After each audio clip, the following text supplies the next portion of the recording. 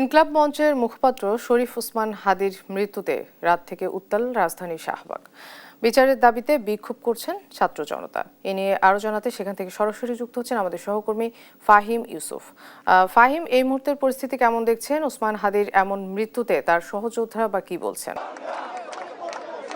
মনে এই মুহূর্তে আমি আছি রাজধানীর শাহবাগ চত্বরে। শাহবাগ চত্বরে কিন্তু বিক্ষোভকারীরা সেই গতকাল রাত থেকে কিন্তু বিক্ষোভ শুরু করেছে। আমি যদি জানিয়ে রাখি, ইনকিলাব মঞ্চের মুখপাত্র এবং ঢাকা ৮ আসনের সম্ভাব্য প্রার্থী শরীফ ওসমান হাদীর মৃত্যুর খবর পৌঁছানোর পর থেকে কিন্তু শাহবাগ সহ মোটামুটি এই যে শাহবাগের আশপাশের অঞ্চলে এক ধরনের ছাত্র জনতার যে সমাবেশ সেটি কিন্তু বাড়তে শুরু করে।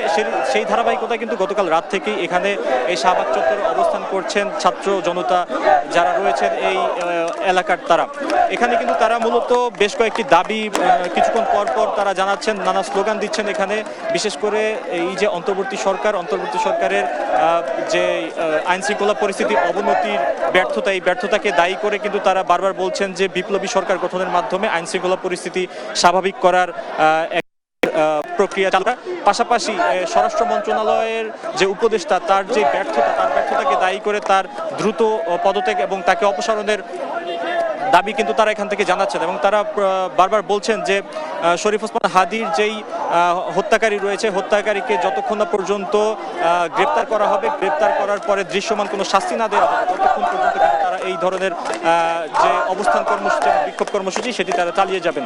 এখানকার বর্তমান পরিস্থিতি আমি যদি বলে রাখি যে সকালে যেই পরিমাণে এখানে ছাত্র জনতার উপস্থিতি ছিল সেটা কিন্তু বেলা বাড়ার সঙ্গে সঙ্গে আরও বাড়ছে। এবং তারা যেমনটি বলছেন যে এখানে স্থায়ী একটি মঞ্চ এবং বেশ কয়েকটি স্থায়ী মাইক স্থাপনের মাধ্যমে তারা কিন্তু এখানে দীর্ঘ সময়ের অবস্থান কর্মসূচি পালনের একটি ইঙ্গিত তারা ইতোমধ্যে দিয়েছেন। এবং তারা কিন্তু সেই অনুযায়ী তারা ইতোমধ্যে কর্মসূচি চালিয়ে যাচ্ছেন। এবং তারা যেটি বলছেন যে বাদ জুমা কিন্তু এই যে চত্বরে সেখানে কিন্তু তারা জুমার নামাজের পর আরো যে কর্মসূচি সেটিকে আরো তারা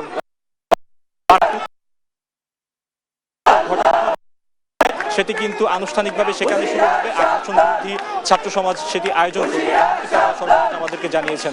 এই ছিল আমার কাছে রাজধানীর শাহবাগ চত্বর থেকে সর্বশেষ।